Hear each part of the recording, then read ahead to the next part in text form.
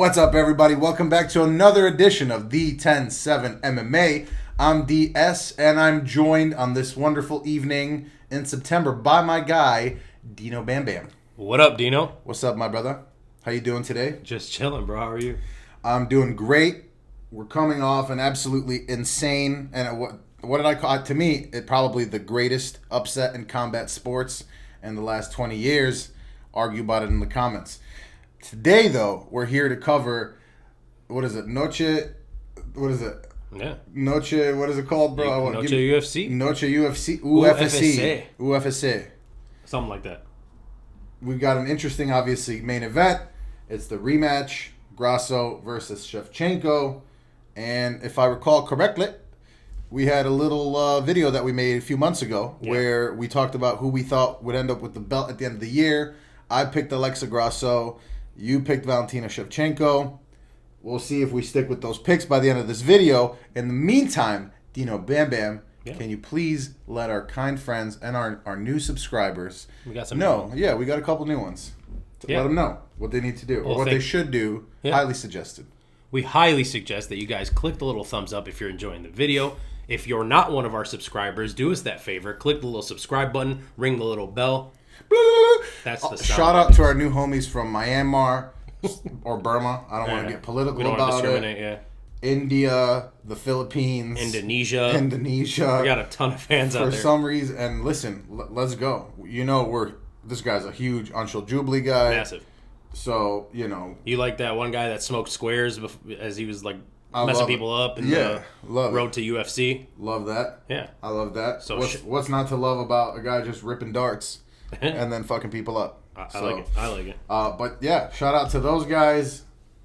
Yeah, pretty much that's it. Anything else that you'd like to get into? You can also follow us on Instagram at the107MMA, the same exact way it's spelled on this channel here. Also, I do just want to throw in, this is another themed card. So obviously, Noche Ufc. That's it's for Mexican Independence Day. Oh yeah, sorry. Close. It's Mexican Independence Day. That's kind of what's going on, I guess. At that point. So that's what was happening. That's what was happening. Earlier today, they were bumping by my house. Yeah. I live in a heavily Mexican neighborhood, and man, they really get to it, and I respect it because who doesn't like to party? So they were going hard, dude. I was working out earlier, like 7 p.m., and they were just like going crazy. Yeah. So it makes sense. I've seen a lot of cars with the flags and stuff too. Oh, so many. Here's the thing, though. That aside, I really don't like themed cards, and we've talked about this before. Hate it. And we've just had a ton in a row right now. And thank the good Lord, next week we don't have to deal with that. No themed card. It's forced. You see random people on the card where it's like the record is like weird. Why is this guy here? Well, he's here because he's friends with somebody else that's in here, or they just needed a fighter from the region. Or like a minus 600 fight in the UFC, which you rarely see. Yeah, especially on the Only undercard. on these cards. Yeah. Only on these cards. Yeah, so weird, but in any case, let's get right to it. We've got 11 fights on the night for you. The first one of the night being the Swede, Josefine Knutsson, making her debut. She's fighting Marnik Man. Marnik Man, of course, is of Bruna Brazil fame. She's the one that got brutally head kicked by Bruna Brazil. Both yo girls, right? Bruna Brazil and Marnik Man, I think. I think two yo girls. We're really throwing that term around loosely these days, but what do you think about the fight? All right, Josefine Knutsson. This fight, by the way, both ladies are here on short notice. Yes. This is a weird fight. Marnik Man, shorter notice. She's only 5 feet tall. Good joke. But yeah, I guess Marnik Man was supposed to fight somebody, or like there was a fight originally booked. Somebody fell out. Marnik Man stepped in. Her opponent pulled out. Josefine Knutsson steps in. It was supposed to be Jasmine Lucindo. Yeah. Who's a dog. Anyways, Josefine Knutsson, she just fought on the Contender Series 3 weeks ago. She won her fight, and now she's taking this fight. She's the first person from this season of Dancing with the Stars, a.k.a. Dana White's Contender Series, that is fighting in the UFC. She's undefeated. You mentioned she's Swedish. 5 of her 6 fights she's won by decision, so she is a little bit of a decision machine. She's a good volume kickboxer. The grappling's okay. She's super fresh, too. I mean, she has six professional fights? 6 professional fights. So. And again, she didn't take too much damage 3 weeks ago. She's a striker. Her grappling's okay, but, no mistake about it. She is a striker. She's not like a high level prospect or anyone that I think we're gonna have to like watch out for in the near future. I agree with you. Yeah. So she's just kind of okay. She's fighting Marnik Mann, who's 6-1. She's very scrappy. She has good ground control, slick grappling, good ground and pound from what we've seen from her. She also does look for the submissions and stays pretty safe on the ground. You mentioned she lost to Yo Girl Bruna Brazil, who's actually Yo Girl. I don't know that she is. No, I thought that she was. Yeah, and then after that, she went on, fought a fight in the LFA. She looked pretty impressive in a decision over there. Is she special? No, not really. So it's just kind of two lower, mid-level girls that are making their debut against each other. Maybe I'm way off base, but I feel like this is a striker versus grappler matchup, and I feel like Knutsson is a way better striker, and the advantage in striking is bigger than the advantage in grappling. 100%. So I'm going Josefine Knutsson, 29-28. I would not be shocked at all if Marnik Mann just won this fight by grappling. Yeah. It's women's MMA. You literally never know, especially with like low-level women's MMA. Yep, and we have seen Josefine Knutsson on the regional scene tossed around a little bit. I mean, she's not a bad grappler, but yeah, weird signing by the UFC from both ends, to be quite frank. Marnik Mann especially, you just got brutally head kicked, and then it's just like you went out and won one fight in like in a close fight, and then you're just back at it. I don't know, and yeah, like you said, man. At the end of the day, I don't think either of these girls are gonna really be somebody to watch out for. Marnik Mann, she's mostly fought cans if you look at her record and their records. So I think for the most part she's gonna have trouble in the clinch. I agree with you. I'm going Knutsson by decision. There's a chance she's better everywhere, but you know, one fun fact though, Marnik Mann is a little ball. Yeah. She's 5 feet tall. She's pretty jacked. Like she's a thick girl for the division. She has the longer reach, which is so interesting to me. Like, that is just interesting. The difference in builds. But she's also a plus 350. That shouldn't be the case. And that shouldn't be the case. What have they seen to justify that? Right. I'm just saying, if you're a gambling addict, and we don't recommend you do that, I guess there's some money to be made if you think Marnik Mann's the better fighter. I might sprinkle. Yeah. To be honest with you, that's one of those good ones. Like if you win a little bit, you got a little money to play with now. There it is. Moving on to the next fight of the night, it's Charlie Campbell, the American, also taking on Alex Reyes. Is he actually the brother of Dominic Reyes? Yeah. Okay, yeah, he is. That's what I think so. Okay, so I just want to confirm. Yeah, I mean, this is interesting. Charlie Campbell's a good striker. He's coming over from CFFC. It's a good promotion, obviously. He was on the Contender Series 2, if you remember. Crazy fight. He fought Chris Duncan. I thought he was pretty clearly winning that fight, to be honest with you. He was about to knock Duncan out. He had him wobbly, and, you know, is Duncan a little chinny? I think so. But, yeah, I mean, he ended up getting chinned badly in that fight, but he was winning it to me. He's a skilled kickboxer. For me, I actually see him getting a KO versus Alex Reyes. I mean, Reyes is 36 years old, hasn't fought in 6 years. The last time he was in the UFC, it was his debut. And he fought Mike Perry, and he got just brutally kneed. And it didn't even really seem like he was, like, out cold. It just seemed like he caught the knee and was like, that really hurt. Like, I was on my way down. I'm just going to kind of, like, go down. Yeah.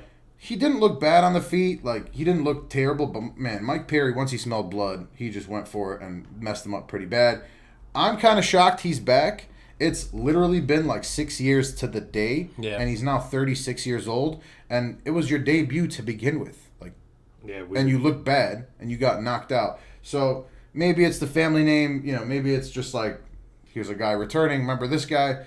For me, Campbell's just been so much more active. He's got good power. I'm going to go Campbell by KO, probably in the first round. Yeah, I agree with you. I'm taking Charlie Campbell first round knockout. It has been a very long time since Alex Reyes fought.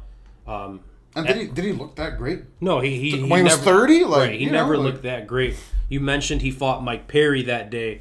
Just to throw back to how long ago that was the main event was Luke Rockhold versus David Branch. Yeah, and by the way, just to speak on how far the UFC came, that was the co-main. That was the co-main event. That was the co-main exactly. Event. Him and Mike Perry. And it was, by the way, when Mike Perry had like the mohawk. Yeah. And the opening fight of that card was Gilbert Burns. He was opening the entire card, which is really weird. Oh, shit. 2017 was the summer of BAM. That's a if you know, you know. Shout out to the real ones. everyone that was involved. Right, everyone that was involved in that. But yeah, Charlie Campbell, man.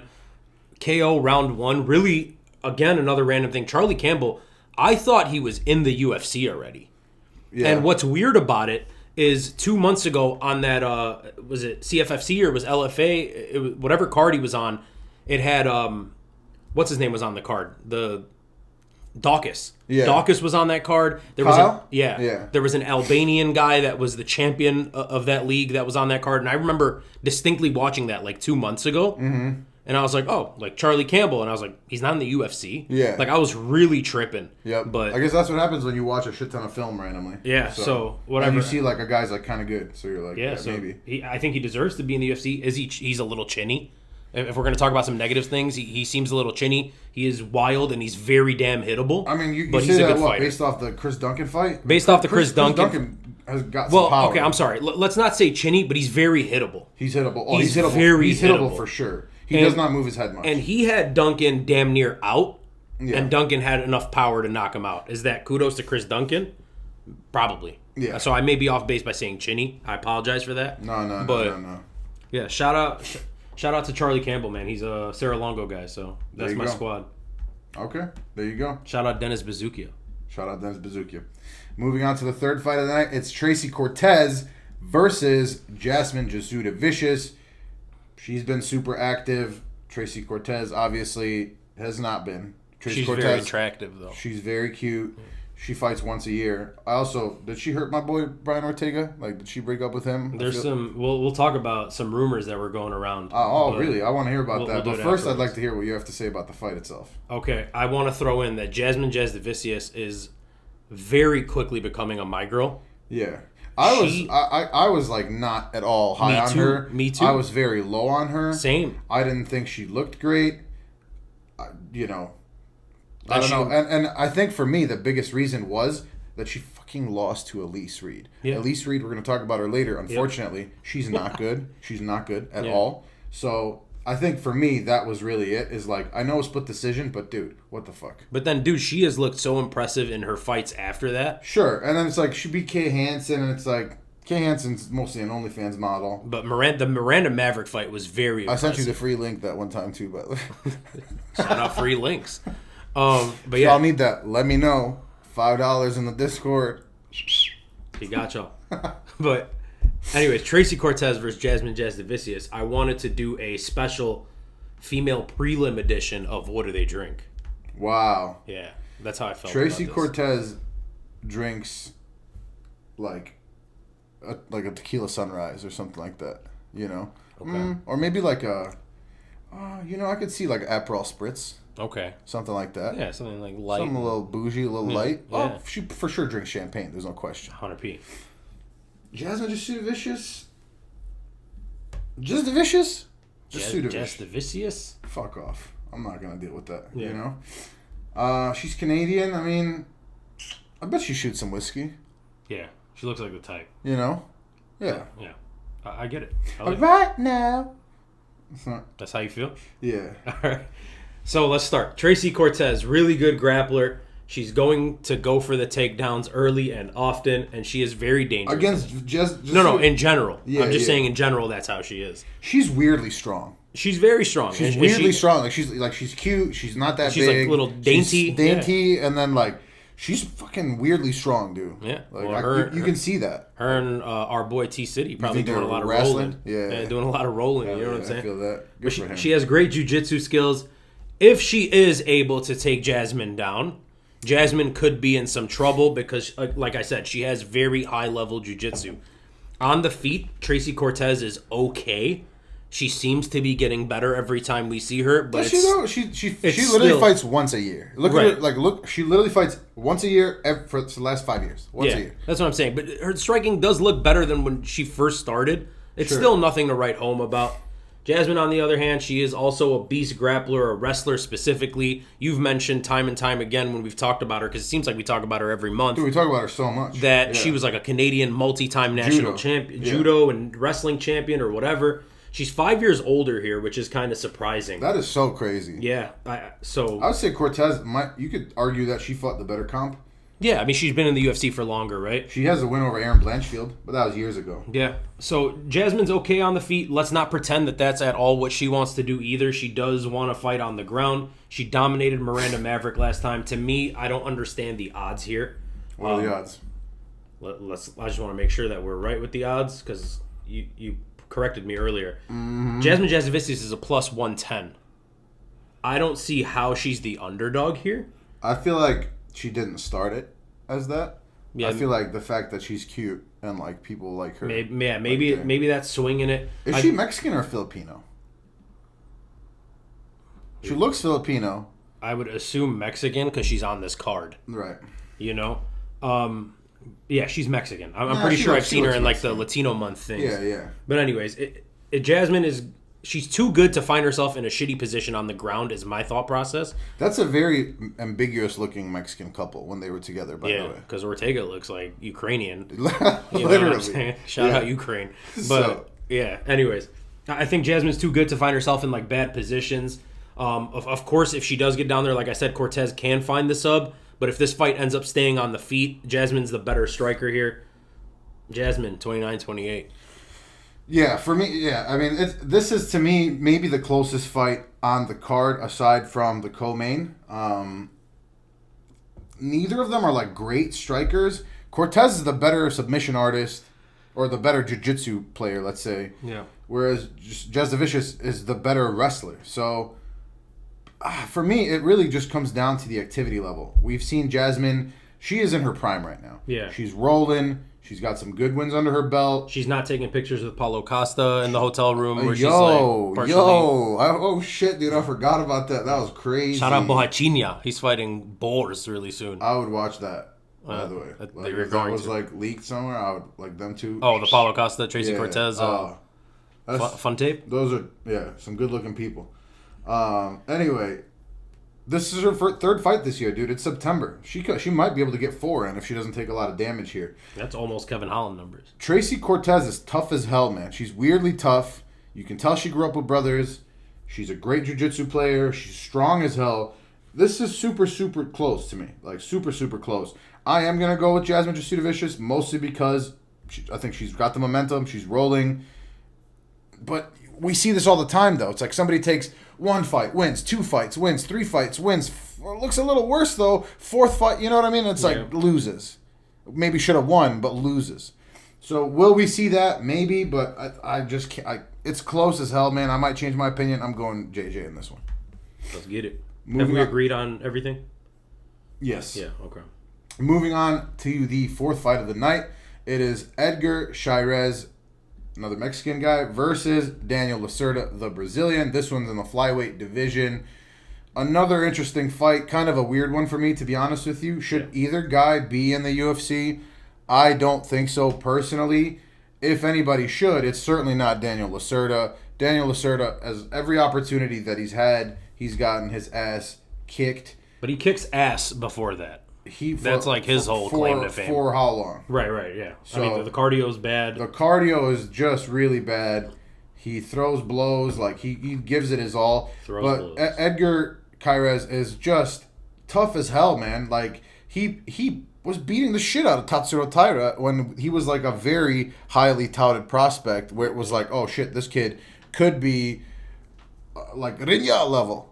You know? Damn, really? Yeah. Rinya? Like that's all. It's like from. You don't say. Wouldn't you say it was those two, like out of that hole, and not counting your boy Anshul Jubli, like counting the road to UFC guys. So he dropped his ass. He almost had him choked out. Tatsuro Taira is not a road to UFC guy, though. Oh, I'm sorry. Yeah, but I guess I was thinking of Rinya. Prospects from that side of the world. That's got to be racist. That's not. That's got to be. No, but he almost had the guillotine on him. He's very decent, man. Like you can tell, like there's a fire in his eyes. And for me, that's like the intangibles, right? So there's no way that Lacerda wins this. Every time that he's been out there, he's gotten finished, knocked out, choked out. For me, submissions seem to be something that, like, once he's a little bit gassed, he cannot get out of. I see it by sub, but I could see a KO too. I'm going to go first round sub after getting dropped, and I think that's the last we see of Daniel Lacerda in the UFC. Okay, I will say this. If it is the end of Daniel Lacerda in the UFC for this tenure, he's 27 years old. Both guys are 27. That's crazy because Chairez looks so much older. That's what I'm saying. But listen, I'm not saying he's done for good, but like, dude, come on, man. You just lost 4 straight. Like Edgar Chairez came into the UFC at 10-4. Right? So he had 14 fights coming into the UFC. Daniel Lacerda came in 11-1. 11-1. So 12 fights. Both guys around the same amount of experience coming in. Lacerda probably the more highly respected, touted prospect. Yeah. Absolutely. And I think he still is to some degree, right? I just don't see it. I'm very confident about this one, personally. And I get it. Trust me, I get it. Daniel Lacerda's been finished every time. He has looked very good at times. He flashes. Do you know what I'm saying? He does. There are moments in fights, and it's just moments, but he flashes like, dude, this guy is the real deal. And then he ends up getting his ass kicked. There's a lot of explosive Brazilian guys like that. Yeah, exactly. It's this new wave of young Brazilian fighters, and I'm glad you mentioned that because I have that written down. He fights that way. Yeah. That it seems like, there's regional fight styles. And maybe they do keep him around because he is younger. Well, they're not going to keep you around if you're 0-5. Yeah, if you're 0-5, then if you're 0-5, they're not going to keep you around. Right. As they should. And I don't think anyone deserves to be even just outside of that, like 11-6 is not a good record. Right. Having said that, I think Edgar Chairez is hittable. I'm picking Daniel Lacerda by knockout in the first. You're tripping. I know he could lose, but I know he could win. I will bet that. I'm not that confident in it. With you right now. No thanks. Okay, moving on to the next fight then. It's your boy, Roman Kopylov versus Josh Fremd. This is interesting, man. I'm really curious to see what you have to say about this one. Sure. So Roman Kopylov, you said he's a my boy. He's not, but the guy can fight his ass off, dude. And he is good. He is awkward, but he has looked better and better every single fight. Right. Every single fight he's looked better. The big Russian Chase Hooper. You know what I'm saying? Literally. Shout out Chase Hooper. Yeah. Roman Kopylov, he's a kickboxer. He's very good. He's very powerful. 3-fight win streak, all by knockout. Last time out, he fought Claudio Ribeiro. That feels like it was 2 weeks ago. Literally. And he looked a lot better than Claudio Ribeiro. Oh my God! Claudio Ribeiro, not the cream of the crop, but but he was dangerous this guy. guy's a dangerous, he's like the Michel Pereira of 185, basically. But worse. But worse. Right, exactly. Josh Fremd, athletic grappler. The striking's okay. He has good cardio. He's tough, but sometimes I've noticed he doesn't always have it. He's one of those guys that he shows up to some fights and some fights he doesn't. Now everyone gets like that. Everyone can have an off night, right? Some people are saying that Adesanya this week had an off night or whatever. You get that when you've had an extensive resume of good performances. But what's Adesanya's on night? And I'm not comparing him to Adesanya, but it's I don't know. His on nights aren't that impressive. His on nights are like the Paulo Costa fight, where he's just he's untouchable. No, I'm saying for Fremd. Right, for Josh Fremd, very good grappling, just aggressive. Not special forward. Anywhere. I don't think very. I'll outwork you, and when he puts the pace on, when he actually goes for it, that's when he looks at his best. Exactly. Last time out, he beat Jamie Pickett. He didn't look good in that Jamie Pickett fight. No, he didn't. That's probably speaking to who Jamie Pickett is as a fighter more than Josh Fremd, that on a quote-unquote off night, he was able to beat a guy like Jamie Pickett. Yeah, but was it an off night? I just don't think, okay, let me just say this. Yeah. Josh Fremd is a guy that I have not, disrespected, but, I have not given him the credit. Dude, he's done so. He's made some waves. He's not old. He's out there, he's doesn't have that much fighting experience, and he's, doing his thing, man. He's got some decent wins under his belt now.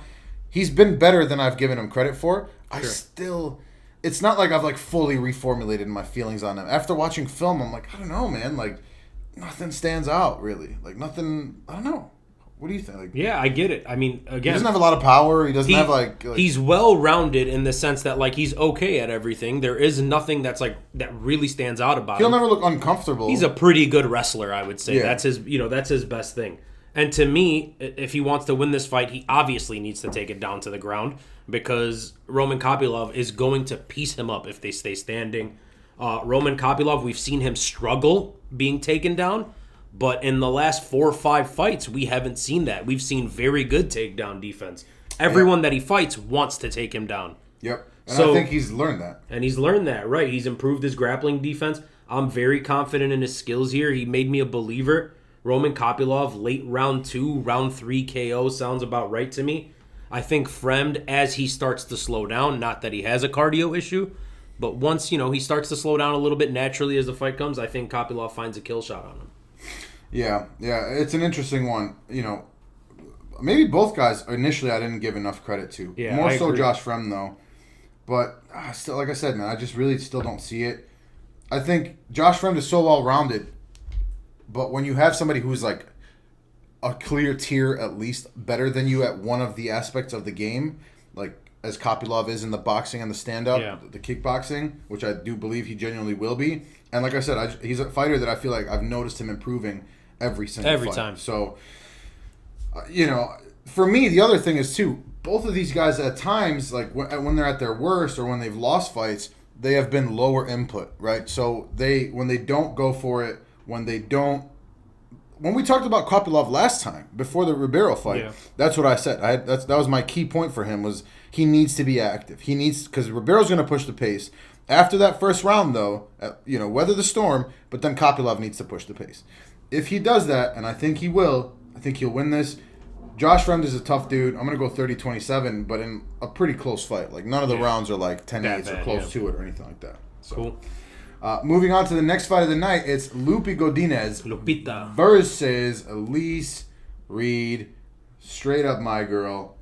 I mean, what is there to say about this fight, brother? I mean, here we are. Elise Reed, God, she sucks. She really does. She's not good on the feet. She's the one that had the kickboxing school, right? Or the karate school or some shit? I think so. Yeah. God, she sucks. And, you're teaching other people to be, bad? That sucks, dude. Loopy, to me, is better everywhere. So, she's definitely better on the feet. And, Elise Reed is supposed to be a boxer. She's not a good boxer. She's not good on the feet. And then Godinez is definitely better in the wrestling. It's not even close. So, Godinez has fought the better competition, actually has wins against good competition. This is a weird fight. It's a weird fight. Loopy's been out for a little while, right? Yeah. She fought Emily Ducote. She fought twice this year. Yeah, but Loopy Godinez she's known for being the quick turnaround, right? She had 3 fights in 3 weeks. So it's not as active as right. Sometimes, but yeah, she fought in May. She has more fighting experience. Elise Reed, I mean, she did win against Jin Frey a couple months ago. Jin Frey looked fucking spent, dude. And old, yeah. She got her ass beat by Loma Lookboonmi. That's my girl. That was actually a fun fight. That was a fun fight, but she got her ass beat, dude. Yeah. She lost to Sajara Eubanks, who I don't think that highly of. She lost to Sam Hughes, who I don't think that highly of. I mean, this is a very, very straightforward fight for me. I'm going Loopy by decision because Loopy is not a finisher. I mean, I think her last 7 fights have been decisions. So as good as she is, and she's pretty decent, she doesn't have a lot of power output. So I'm gonna go decision. I think that's one, if I'm betting a win by a certain type and a fighter, I would pick Loopy by decision. You'll make money on that, guaranteed. Okay. Striker versus grappler, obviously here. Loopy Godinez training partners with Alexa Grasso. For what that's worth, she's training with high-level competition. I love Alexa Grasso. I really do. Yeah, I mean, I gotta trust Loopy Godinez here, right? She's the way better grappler. I think Elise Reed is the better striker, but not by too much. Here's the thing, though. Maybe in technique, but I feel like she just doesn't find it. She just right. I agree. My thing is, though, if Loopy comes out flat, and we have seen her come out very flat at times. Weirdly flat. Yeah. It is possible that Elise Reed wins this fight. I don't expect that to happen. I don't think so. I get what you're saying. I think this fight was made to give the Mexican and Latin American crowd their dub to cheer about, and they like it's Loopy if Godinez Grasso a lot. loses, at least here's this other Mexican woman that's pretty popular and decent. They like that Loopy wins. Godinez. Yeah, she's very likable. What's not to like? Hey. Yeah, I was thinking either a dominant decision but the potential opportunity for a sub. Absolutely. Yeah. Absolutely. Yeah, she's just not a finisher. But hell, I could see it. At least Reed sucks that. Loopy, man, so inconsistent. It's weird that at one point she looked like she was gonna be a killer. Yeah. And then it's kind of she wasn't, and I feel like now we kind of understand who she is. She can have an off night against anybody, but she could look good most of the time. Yeah, exactly. Well said. Moving on to the 7th fight of the night. It's at 145 featherweight. We got Fernando Padilla versus Kyle Nelson. Dino Bam Bam, what the fuck do you think about this one, brother? I think this is 2 strikers, and it should be a very fun kickboxing fight for as long as it lasts. Fernando Padilla, is a striker, obviously. He's long-bodied. He hangs out in the pocket, which is very weird. Every time you say that, you know what I want to say. That? No, I want to just rap some Wheezy. Oh, facts. Yeah. I feel that. Shout out Wheezy F again. The F stands for Frankie this time. Oh, my dog's birthday, by the way. Happy birthday, Frankie, if you're watching. It was 4 days ago. He turned 14. Happy belated. 14. 14. Sweet boy. Good guy. And while I do this, by the way, let's hear he's by himself for hours. At least 3-4 hours. So that's the sacrifices I make. I love that dog. Y'all don't know about the sacrifices. So I'm just They're saying. just here for... And I also drive like 34 minutes to get here every time. Yeah, so, he has to drive a while. You guys don't know about the struggles. They're just here. One of the 150 viewers we get on these, like on average for these long breakdowns. Dude, we didn't like the day I had today. I've literally been up since 7, and I've been like nonstop moving to like this is. I've not stopped all day. Yeah, we were supposed to do this hours ago. By the way. Hours ago, yeah. But life I gets told in you the way. like I've been super busy, like so. Many sacrifices. But we're never gonna not do it. Right. So except that one time, where we didn't do it. Twice. We didn't do it twice. Oh. Well. But one time we were on vacation. And like they had a bunch of content after, like look at us, look at all these guys that we're with. Facts. Anywho, Padilla, for a long-bodied guy, he likes to hang out in the pocket a little too much. Mm-hmm. It is a dangerous way to fight, but he's heavy-handed. Bro's built like a. Oh, what? I don't know, man. He built different, dude. He different. got one of these going on. He does. When he fights, how is your face a foot and a half in front of your body? I don't know, but also talk about not having a chin. He actually seems to have a decent chin. Where is his actual chin? Like he physically doesn't have a jaw.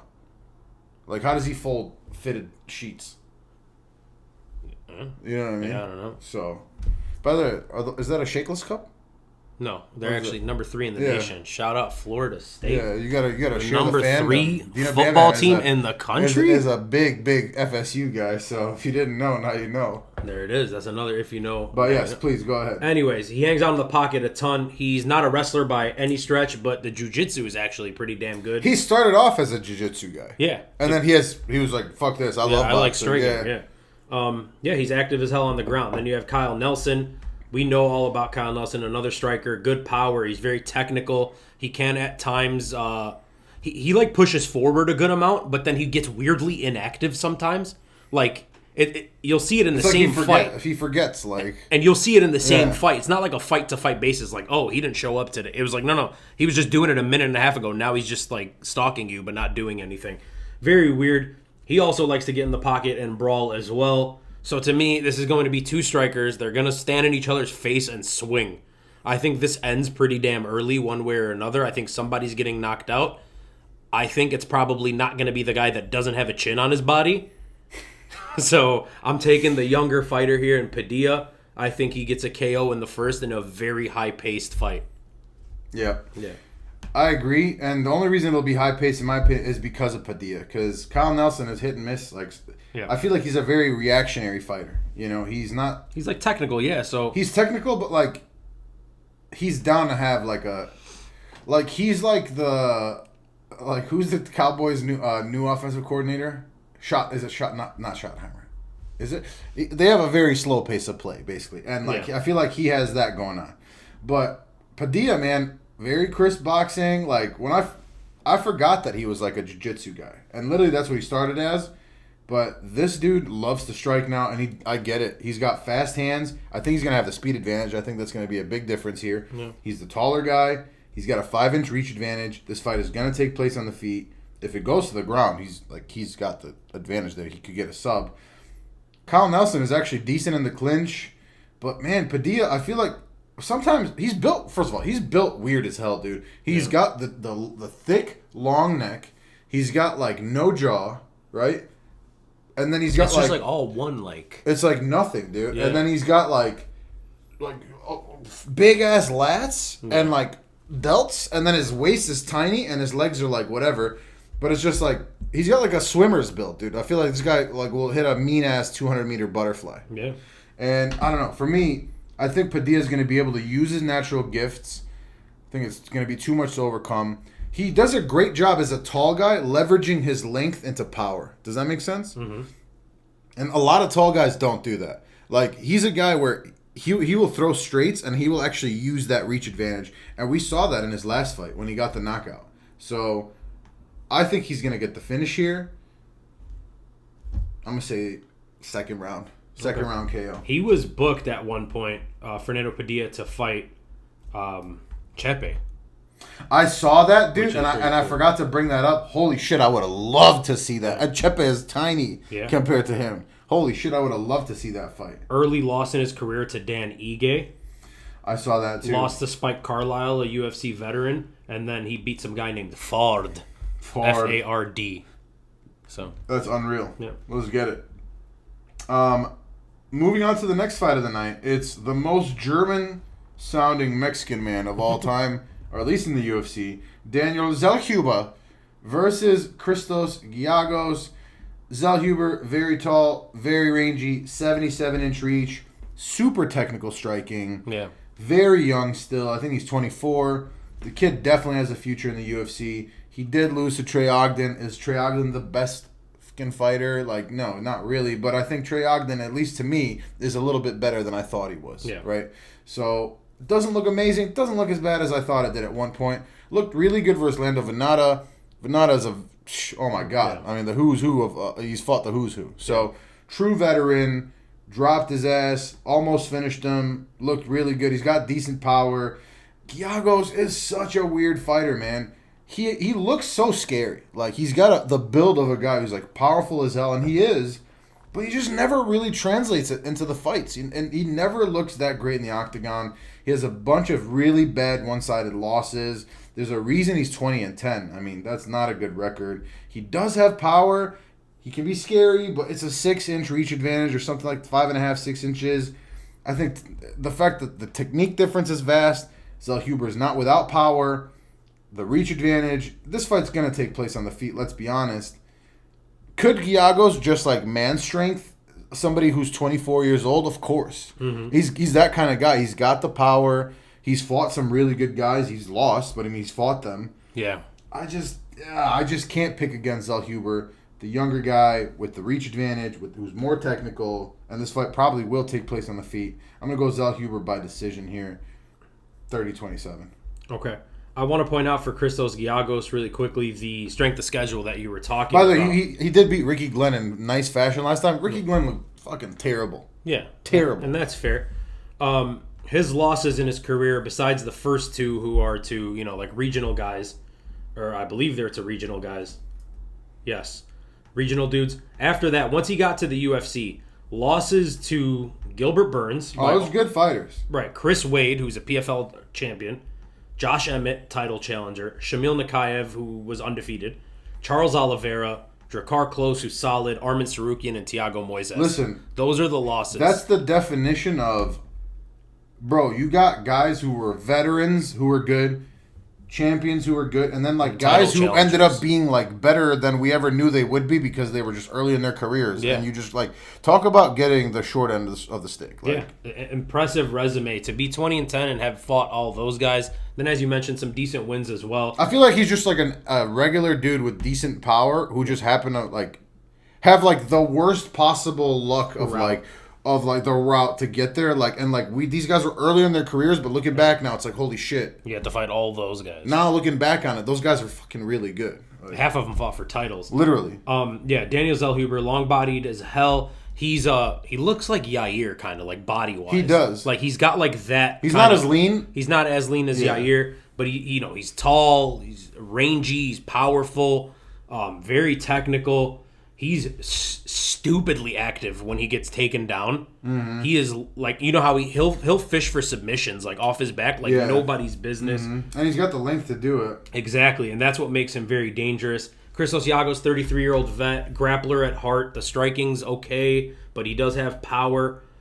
He's like that guy. Yeah, he's like that guy. Like a decent wrestler with power. Yeah, a little out of date, right? He's like a little... Literally. Like that guy... He's like a 2004 kind of UFC guy. Like, yeah, maybe a little later. But, a little later, but exactly that. His losses have come to high-level comp. I don't think Zellhuber is necessarily those guys because how can we say he is Gilbert Burns or Charles Oliveira? You can't say that kind of stuff yet. This, on paper, looking back on it now, would be like the worst loss of his... Right, I mean... I guess, unless Zellhuber becomes something. Right. Do I think Zellhuber's those guys? I don't, but I think he's good enough to win this fight. Minus 250, by the way, for Zellhuber, plus 205. I'm pretty damn comfortable with that minus 250. So you're taking Zellhuber? Yeah, as long as he doesn't come out flat, he will win this fight. I don't think we've picked any... We've agreed on every fight except for the Chairez. Yeah. And who took the underdog there? Me. So I haven't taken a single underdog, and I'm pretty good about picking my underdogs. Let's go. But maybe some fortune. I just wanted to say, if I was gonna pick an underdog, it would definitely be Giagos on this card, or Marnikman, but it would be Giagos so far. Yeah, because there's still maybe some foreshadowing. But moving on to the next fight of the night, it's Raul Rosas Jr. coming back after his first defeat last time out. He's fighting Terrence Mitchell, who fought Cameron Simon last time. UFC 290. What do you... When we were there live and in person, brother. Yes, we were. What do you think about this one? All right, Raul Rosas, let's start with him. Obviously, the first thing about him is he is very damn young. That's, that's his... What is he, still 18, I think? Or did he turn 19 yet? According to Tapology, he's still 18. He turns 19 next month. Yep. He's a takedown machine, man. Very high-level jiu-jitsu. The kid is dangerous. He's very fast on the ground. Last time he lost, and he did look pretty bad, he got his ass beat by C-Rod, Christian Rodriguez. It was the first time in his career that he's faced any sort of adversity. I won money on that fight, though. Yes, you did. Yeah. And he didn't know how to deal with it at that point.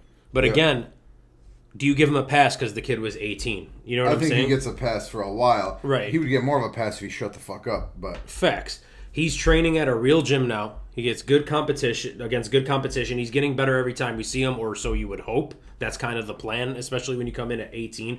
It's a double-edged sword with these guys that come in at like such a young age, right? It's like, yes, you're learning on the job. What better place to learn than with the best guys on the planet? Yep. But also when you're taking damage while trying to learn, that could mess you up badly and your career could be over at 24. I'm just saying, right? But yeah. So, little weird, but if he gets out, like Dino, if he comes out here this time and he gets his ass kicked, that's pretty much it for Raul Rosas. I understand the kid's 18, but people are going to give up on him, is what I'm trying to say. Well, the hype is gone. The hype is absolutely gone. Is the damage worth it at that point? Look, I think very highly of Raul Rosas. I know how good he is, especially on the ground. The UFC needs to take care of him, and I think that's kind of what they're doing here. I was going to say that. Because they're giving him Terrence Mitchell. According to odds makers, the UFC is doing him that favor. He's I haven't seen the odds on this one. What are these? So Raul Rosas is minus 550. Wow. Right, so that's what they're getting. That's interesting. Minus 550 after getting your ass kicked. I was going to say after the last fight, yeah. And being that young where there's no tape on you. That's what I'm saying. It's a little wild, but I guess it sort of makes sense because Terrence Mitchell at his first fight at UFC 290, he debuted against Cameron Simon. He was finished very quickly. And he was getting German suplexed across the ring, across the cage. And now they're giving him Raul Rosas, who's another ground guy. The weird thing is Terrence Mitchell's supposed to be like this jiu-jitsu dude. All of his fights that he wins, I've never wins heard by Terrence submission. Mitchell speak, but I feel like he'd be like, "My Terrence Mitchell." Like I feel like you think he's one of those? Terrence Mitchell. Like I feel like he would talk like that. Well, then him and Raul Rosas would be a very interesting press conference if they were to ever have that. if that's how you feel. I don't think I want to hear either of them speak ever. There we go. Anyways, Terrence Mitchell, he has some good power. He is athletic. He's supposedly a very good jiu-jitsu practitioner, but I haven't seen that. I mean, we've seen Mitchell get knocked out in his career by Kai Kara France on The Ultimate Fighter. We've seen him... Dude, Simon never, before that, looked like a goddamn, sick wrestler. He looked more than anything, like a pretty good kickboxer. Yeah, exactly. And then all of a sudden, this guy literally had this man body locked, swinging him around the octagon. And he was just you look at him on his, I know there's a shot of him on the cage. He was just like, bro, are you good? Yeah, I felt uncomfortable for the guy. What the fuck is happening? Raul Rosas, pretty big in the Latin American community. I ran across him at UFC X or whatever it was. This feels like a let's get back on track with this hype train. Exactly. And especially in the Mexican community. That's exactly what this is. This is they're worried about the main event. Obviously it's a close fight in the main event. They're worried that, hey, the UFC's worried. We might lose that one. They want Grasso. Mitchell's never seen a second round. Okay. So is he going to finish? This is their dunk. Yeah. This is their dunk. Raul Rosas will win this fight. I think he gets an early takedown. I think he will immediately go for the takedown and find a sub. Yeah, I think what he typically wants to do, where he comes in like the goddamn Tasmanian devil, like I think he's gonna do that, and it's gonna work actually. Like, Exactly. it will actually work. Exactly. He's gonna overwhelm the shit out of this guy. I think they literally saw this guy get German suplex, like the Brock Lesnar like triple German suplex. That's basically what Simon was doing to him. Yeah. Simon is like a little bitch ass dude. Like I think he's really good. I'm just saying, like, he's not like a fucking strongman in the flyweight division. So, come on. So for me, Raul Rosas has that certain type of strength. So what? He's got that certain type of strength. Yeah. You know what I'm talking about? So for me, yeah, this is super easy. I'm going first round finish by Rosas. What kind of finish? Sub. For Rosas. Rosas. I'm going to go by sub. Okay. Moving on to the co-main event of the evening, it's Kevin Holland versus Jack Dave Maddalena. This is the toughest fight of the night for me. This is like the one that I've gone back and forth on. This is badass though. I like it. This is the best fight of the night. This is. Well, this is the title. Yes, the title fight is as good as women's fights get. Right. But this is like such a fun fight. Yeah. So I've gone back and forth. So you have to take this with a grain of salt. My opinions are my own. Smart. I have to like protect 10-7. Right. But no. But they're not mine. They're listen. his. Ask me in the comments in like 2 days, 3 days what I think about it. Or on Instagram at the107MMA. Ask me what I think then. But listen, right now we know what this fight is. It's JDM. He's a boxer. Look at his nose. Kevin Holland said he's going to go to 185. He was capping, and I'm glad he was. He's built some nice momentum at 170. Stay there. See what you can do. It's going to be a boxing match. Right. It's going to be a boxing match. And I almost want to see Kevin Holland grapple. Do you feel me? Yeah. I almost want to see Kevin Holland use his black belt, and I think he might.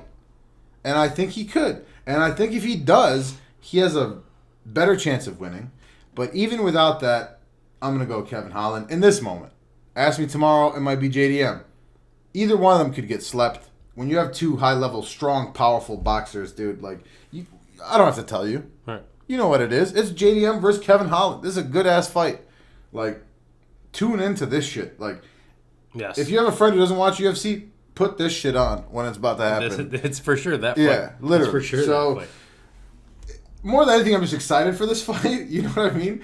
But if I have to pick somebody in this moment, I'm going Kevin Holland. I have no clue how or what or why or whatever in this moment. But, yeah. If you pick Jack de Maddalena, I have absolutely no issues with that. And I think you will. But So, here's what I wrote.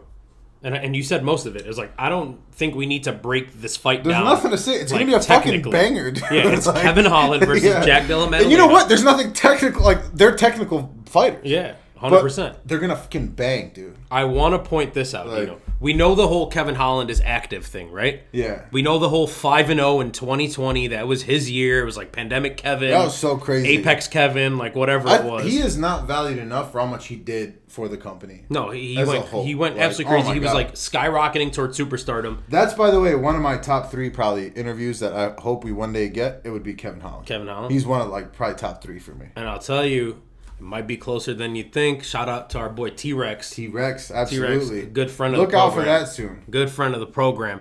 I do want to say this, though. Kevin Holland, 5 fights in 2020. He went 5-0. That's so crazy. Okay, That's so it's like crazy. he's very active, right? And we always talk about that. Dino, since 2020, do you want to, without looking at it, guess how many fights Kevin Holland has fought? This is his 15th fight since 2020. This is his 15th fight since, and as I look through them, I remember every fight. I remember every fight. This is his 15th. Dude, he fought Brendan Allen in 2019. Right. But after that, he's had 15 fights. Dude, it's ridiculous the amount of times Kevin Holland fights, how often he fights. He always, God, it's I'm insane. mind blown. Yeah, it's absolutely 15! insane. It's wow! Yeah, it's insane. I'm mind blown, dude. I was really tripping. Holy shit, I'm fucking mind blown. And he wins most of them, but he's lost some. He lost to Hamza. He lost to Brunson, Vittori. Thank God when he had like that 3 or 4 fight losing streak that like he didn't get knocked out viciously or no, nothing. he didn't. He might have gotten choked out or manhandled, but like, man, I'm so glad that like they didn't just like cut him or something. God forbid. Yeah. But anyways, going back to this fight. Holy shit, 15, dude. That's crazy. So crazy. It's ridiculous. I'm telling you. That I was tripping off that for like 30 Holy minutes. fuck, I'm tripping live right now. Like 15, my guy. He fights like nobody's business. But anyways, I know this may sound crazy. I'm also taking Kevin Holland. Wow. My thought process behind it, Dino, this is my thought blowing process. my mind. Yeah. This is my thought process. Yeah. We thought Della Maddalena, and I'm sure a lot of people still do think Della Maddalena is a very highly touted prospect. Shout out Maker's Mark. Yeah. But last time Don't tell me the Basil Hafez fight, you're like, this guy. I am. Yeah. That kind of tripped me out. Because Basil Hafez comes in there. At that point, let's call him a nobody, right? A lot of people that have trained with him have been saying that this guy is a killer for Hafez. I said when we did our breakdown of that video that like I think this is going to be closer than you think. Exactly. And it was closer than a lot of people thought. And the people that have fought with or trained with Basil Hafez have said, dude is a UFC level fighter and like a high level UFC fighter. Yeah, he made some money for himself that night. He came in there on short notice and he looked damn impressive versus Della Maddalena. Yeah. My thought process behind it is as good as Hafez is, and I guess we've yet to see how good he actually is. We'll find out. He's going to fight a couple more fights in the UFC for sure. If Hafez is doing that to you, I can't imagine that Kevin Holland, with his striking acumen, won't be able to hit Della Maddalena. No question. And I'll tell you one thing. Through all those 15 damn fights that have happened since 2020, or 14, this being the 15th, the ones that Kevin Holland has lost, besides, I guess, the no contest with Giagos where they clashed head-to-head and he got knocked out. Oh, that was terrible, dude. Besides that fight, how have his losses Let's think about it now. Yeah. Kevin Holland, Kyle Giagos. Right. Fuck off. He was en route to dogging him. Come on. The fights that Kevin Holland has lost since then have come to very high level guys. Yeah. Chimaev and Vittori and Brunson, guys that are ranked in the top 10. All of them. And it's because of heavy grappling.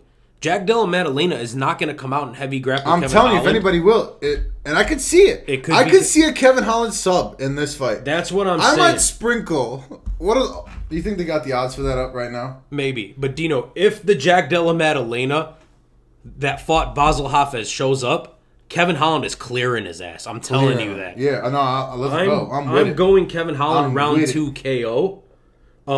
I know I could be dead wrong, and Della could just beat him. This is a super close fight. Yeah. Sometimes we speak in hyperbole. I'm sticking with the Trailblazer. We speak in hyperbole. You should know this. Come on. Sticking with Big Mouth. Come on. You have to. And I'm so glad you did. I don't love when we agree this much, but I respect it and I appreciate it. And now, of course, the last fight of the night. It's the main event. It's of the Noche. Of the Noche. A la Noche. It is Alexa Grasso, her cute ass. I love her so much. Versus Valentina Shevchenko. She was kind of rude to me when I took a picture with her in Vegas. She was very nice to me, which is so weird. I don't think she was. I think we just have different opinions and I think what you think is nice for me is this bitch could have been nicer to me. I don't buy it. So I don't know. I think we both do a good job of judging people. Maybe I don't know. Yeah. Maybe what are you texting over there? No, I'm just trying to look up what the odds are for a Kevin Holland. I just realized there's a camera on me, but I'm just looking up the odds and bear with me here. Okay, we're bearing with him. Bear with me. Bear down. Fucking Bears look terrible this week, huh? Oh my fucking god, dude. Yeah. Justin Field. I asked this to the group chat. Nobody responded to me. Where are we at as far as in society today? Well, don't get me started. Oh man, I'm 40. Oh, I'm 40. Shout out Mike Gundy. Oh my god, I hope he's doing well. But no, listen, Justin Fields. Yeah. 1 to 10, worry scale. 10 being you're very worried. 6. I'm at a 7. We'll talk about that later. This is an MMA podcast, bro. I'm just saying, it's not good, brother. It ain't good. So we're checking the Kevin Holland odds for submission. Mm-hmm. What do we got? Method of victory. Method of victory. Kevin Holland by plus 650. Not a bad bet. Hey, listen, I would sprinkle a little bit on that, brother. I'll tell you right now. Let's get it. But Grasso Shevchenko 2. Tell me about it. No, you tell me about it. Okay, well for me, I love Alexa Grasso. Yeah. And I called her winning the last fight. Certainly not by sub. Yeah. But, it's so tough. It's just so tough because Valentina made a lot of mistakes in that fight. She shouldn't have done all that spinning shit. And I know she's a Muay Thai fighter. She likes doing that. Like, it's part of her game. But she's smart enough to adjust, right? And it's really paining me. It pains me, like, because I want to say Alexa Grasso, but like Shevchenko, if she was just focused on not like dominating her opponent, how she typically does, so she's doing all this fancy shit, spinning shit, all this shit, like, I think it's not going to be that this time. I think she's all business. She's coming mind over matter. Tunnel vision, focused on getting her belt back. I can't pick against Valentina as much as I want to pick Grasso, and I hope I'm wrong, and I hope I eat my goddamn words. You know, like I really, really do. This is one of those like where I don't like. I text you, and when I text you, it's with malice. Like it's like I know you're upset, and I'm not to like, yo, what's good? Like, but I hope she wins. I just don't see it, man. I just don't think Valentina's gonna do all that spinning shit, and Grasso. She's done well for herself. She's so tough, man. She's super tough. She's not going to be out-trained. You know what I mean? Yeah. It's just Valentina, when she just focused on the takedowns, she was doing them at will, man. Yeah. She was taking Grasso down at will. She has that in her arsenal. She had in the late first and in the whole second. The whole second she spent basically on top. Then the third she took her down. I just think that she's going to go that safe route. You know? I just think the main goal is the belt here. She's not going to piss that away. I'm going Valentina Shevchenko by decision. Cool. Absolute my girl, Valentina Shevchenko. And absolute my girl, Alexa Grasso. Like, no question. You're picking against yo girl. Yeah. And I know you're going to pick... It's a big faux pas. Don't do that. Well, I'm just you want me to lie to the people? No, I don't want you to lie to the I'm people. speaking how I feel. I know. I'm just saying, like I speak from the heart as well. It's very hard for me to pick against a my guy or a my girl. Me too. Yeah. So, that's why how I said it feels. Pains me. Yeah. I'm picking Valentina Shevchenko. But I don't want to just. I'm not gonna just pick her just because she's a my girl. Yeah, fair, and that's good. I'm gonna be honest. Like, I've gone back and forth. It's close. It is. It's close. Yeah. I just in my mind when I envision it, I just see Valentina grappling more. Yeah. And like not, I don't think she's gonna want to stand with Grasso. I don't think she's necessarily gonna want to stand with her either. I think Valentina Shevchenko can absolutely win the fight on the feet if that's what it boils down to. If she wants to keep it on the feet, I think she loses that fight. I get what you're saying. I'm just saying she totally can win a striking fight. She sure could. Right? Like we've seen her That's do her that. base. Exactly. Like, my thing is, yeah, she's going to be very risk averse, right? That's the whole thing here. Like she's going to want to avoid risk. It's going to be a way more boring fight than the last one. What Valentina Shevchenko said, and there was like an ESPN video where they do kind of like a countdown, like how UFC does countdown. They did it for ESPN, and she was talking about Grasso, and she was like, her style. They asked her, what do you think Alexa Grasso's style is? She goes, her style as a fighter, she's definitely a boxer. She goes, and I think she's an opportunistic fighter.